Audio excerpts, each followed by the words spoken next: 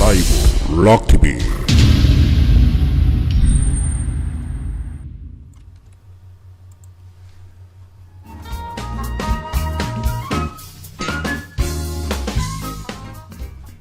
자, JTBC 태블릿 PC 조작 사건 규명을 위한 특검 임명 법안은 말입니다. 우리 공화당 태극기 투쟁 3대 법안 중에 하나입니다.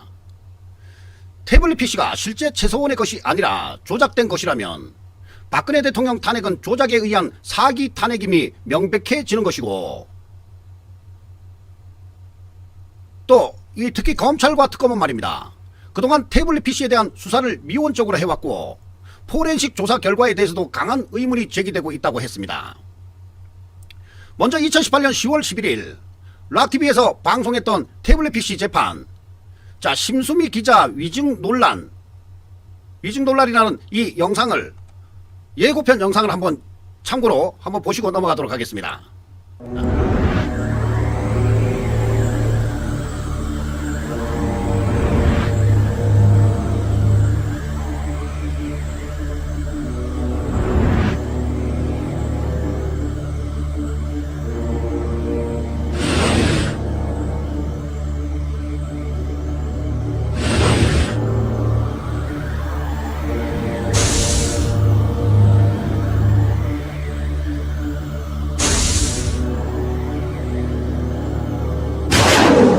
피청구인 대통령 박근혜를 감명한다.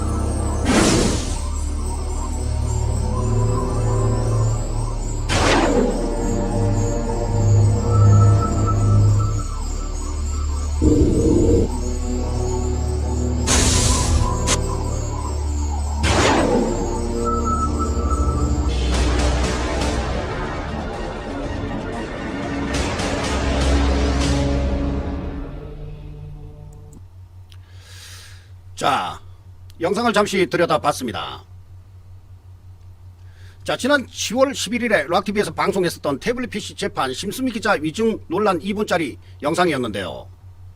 JTBC의 태블릿 PC 조작 및 조작 보도에 대한 엄정한 수사를 통해서 철저하게 진상을 규명하도록 함으로써 국민적 의혹을 해소하고 헌법이 보장하는 국민의 알 권리를 충족하고 진실을 바탕으로 한 법치주의를 가능하게 하면서 우리 사회의 공익에 기여하기 위하여 법안을 제안을 했습니다. 한마디로 사기 탄핵, 그 여론을 몰고 간 최소원 PC의 괴담은 거대한 조작 증거물입니다. 자, 이와 관련해서 변희재 미디어 워치 대표 고문 소식입니다. 자, 박근혜 대통령 탄핵 이후에 OECD 가입 국가 중에 명예훼손이라는 혐의로 말입니다, 우파 언론인을 구속한, 이 최초의 우파 언론인을 구속한 너무나도 얼척없는 그 사건과 이어진 수갑 관련 소식인데요. 자, 이미 알고 계시는 분들도 많으시리라고 봅니다만 전혀 움직임이 없는 미동조차 않는 좌파 정부의 야만적 실태와 만행, 이 폭거라고 여겨지는 부분입니다. 자, 오늘 조사를 받았던, 자, 오늘 재판을 받았죠. 재판을 받았던 이 김경수의 수갑 특혜에 관해서 수많은 언론들의 관련 기사가 있으나, 자, 김경수와 상대적이었던 언론사, 이 대부분 기자들이 재판을 받고 선고를 받은 언론사, 이 미디어워치가 보다 더 상세하고 자세하게 디테일하게 꼼꼼한 비평 기사를 내놓았습니다. 자, 그것을 이 락TV에서 발췌를 해서 말입니다, 함께 진단해보고자 합니다. 자, 미디어워치 대표 고문인 이 변희재 대표는 김경수 경남도지사의 수갑 특혜 사건에 대한 진상규명을 촉구하면서 대한민국 정부를 상대로 1억 원의 손해배상 소송을 제기했습니다. 뭐 할 수만 있다면, 가능하다면 뭐 10억 원 이상의 손배소를 때려야 하는 부분인데 말이죠. OECD 국가 중에서 명예훼손이라는 이름으로 언론인을 구속한 전대미문에 또 재판도 받지 않고 사전 구속이 되는 놀라운 일이 대한민국에서 벌어졌었습니다. 자, 지난 12일 오후 2시에 서울중앙지법 앞에서 문재인과 김경수를 불법 수갑 면제 1억 원 소송 기자회견을 열고 문재인과 김경수의 수갑 특혜를 처벌하라고 목소리를 높였습니다. 앞서 3월경에 김경수 경남도지사는 말입니다, 수갑이 채워지지 않은 채 법정에 출석하는 모습이 언론에 포착돼서 논란이 일었던, 자, 그 당시 우리 락TV 시청자님들은 이 기가 막힌, 자, 그 소식의 기억들 다들 기억하시리라고 생각합니다. 박근혜 대통령이 병원에 가시는데도 수갑을 찬 거 여러분들 아실 것입니다. 자, 변희재 대표는 말입니다. 김경수 지사가 수갑을 차지 않은 건, 자, 반칙과 특권이라면서 서울구치소에서 수갑 미착용 기준과 절차 등에 대해 문제를 제기하고 나섰었습니다. 당시에 변희재 대표는 국가인권위원회 측에서 평등한 침해 관련, 이 평등권 침해 관련 진정서를 제출하면서 해당 사건에 대한 조사를 촉구했지만 인권위에서 이 변희재 대표의 진정서를 각하하고 관련 조사를 포기하는 등 문제 해결에 별다른 의지를 보이지 않았다고 합니다. 자, 기자회견에서 마이크를 잡은 이 변 대표는요, 문재인과 친하면 수갑을 안 채우고 친하지 않으면 수갑을 채우는 것인가라며 문재인 정권이 국가인권위원회를 문재인의 경우, 자, 문재인과 김경수의 인권위원회로 만들고 서울구치소 행정을 자신의 동창회처럼 만들었다. 자신들의 동창회처럼 만들었다. 이런 부정부패를 바로잡기 위해서 민사소송을 할 수밖에 없다고 밝혔습니다. 또 내가 구치소에 있을 때 김경수가 수갑을 안 차고 나갔다는 얘기가 돌았는데 이것이 그럴 리가 있나? 헛소문인 줄 알았다고 합니다. 또 70세 이상 노인들인 이병기 전 청와대 비서실장, 남재준 전 국정원장 등은 수갑을 차고 법정에 나갔는데 50대의 팔팔한 김경수가 수갑을 안 찼겠냐고 생각을 했었다고 회상을 했습니다.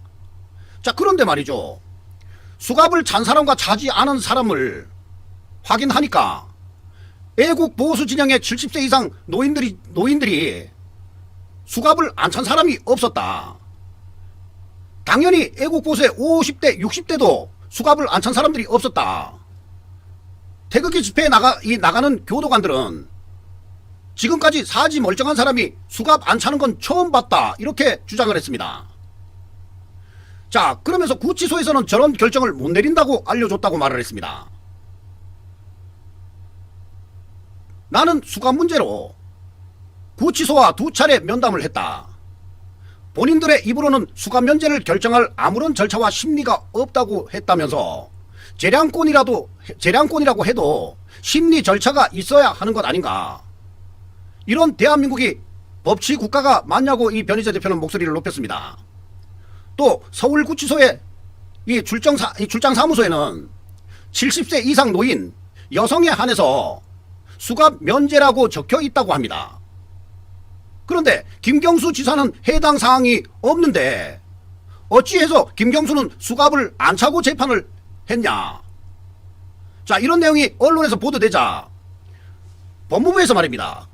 또 이 코미디 대열에 합류를 했습니다. 도주의 우려가 현저히 낮은 자라는 조항을 급하게 조합을 해서 그 조항을 집어넣었다고 합니다. 자, 이어서 변희재 대표는 내가 구치소와 2차 면담을 할 때 그 조항은 없었다고 말하니까 확인을 해주지 않다가 그 다음에 확인했더니 구치소는 도주의 우려가 현저히 낮은 자라는 조항을 스티커로 붙여놓았다면서 이것은 법무부 조항을 조작한 것이라고 강조했고, 김경수를 제외한 그 어느 누구도 수갑 면제에 대한 심리를 받을 절차가 없다는 것과 없는 조항을 급조해서 만든 것, 이 두 가지는 사실상 국가범죄라고 덧붙였습니다. 자, 그리고 미디어워치에 같이 재판을 받았던 황 의원 대표이사는 보석 심리 당시 변희재 대표 고문은 수갑을 찬 모습이 전 언론에 보도가 된 반면에 김경수는 수갑을 차지 않은 채 자유롭게 활보하는 게 노출이 됐다면서 이는 결국 서울구치소 측이 임의로 김 지사는 도주의 우려가 없지만 변희재 대표는 도주의 우려가 있다는 것을 재판부에 보증을 해준 효과를 낳았다고 지적을 했습니다. 공정한 재판을 받아야 할 국민이 공정한 재판을 받을 권리도 침해당했다는 지적입니다. 또 집회 기자회견이 끝난 후에 장소를 옮겨서 서울중앙지검 근처에서 박근혜 대통령에 대한 형집행정지를 촉구를 했습니다. 자, 현재 변희재 대표는 보석 석방 후에 박근혜 대통령 탄핵의 부당함과 보수 기회주의자들의 꼼수 정치와 사기 탄핵파 이 사탄파들을 규탄하는 집회를 꾸준히 이어가고 있으며 박근혜 대통령 탄핵의 스모킹 건인 태블릿 PC에 대한 진실을 알리고 있는데요. 오늘도 조국은 검찰 소환돼서도 말입니다. 뭐가 저리도 당당한 건지 이 뻔뻔하고 파렴치한 태도로 일관해서 분노가 치밀어 오르고 있는 그런 날입니다. 자, 그런데 시간이 부족해서 상세하게 전하지 못해 이 간략하게 설명하자면, 자, 조국의 실체가 어떤 자인지 또 학자적 양심이 1도 없는 자임을 알리게 된 것들 중에 하나가 이 논문 표절인데요. 미디어워치 산하의 연구 진실성 검증센터가 서울대 조국 논문에 대한 표절 의혹을 제보했는데, 자, 마침내 서울대 진실위에서 조국의 석사 학위에 이어 박사 학위 논문 표절 의혹을 재검증하고 있다는 희소식입니다. 자, 작지만 강하다라고 할까요? 큰 대형 언론사는 아니지만 논문 표절을 잡아내는 미디어워치 연구 진실검증센터의 끝없는 노력으로 말입니다. 부디 바람이 있다면 이 조국 논문 표절 이것이 밝혀져서 조국의 서울대 교수직이 말입니다. 박탈되어지기를 기원합니다. 또 조국 구속과 그 윗선 몸통을 잡아내는 그날까지 다 함께 투쟁을 해야 할 것 같아 하는 이야기를 전해드리겠습니다.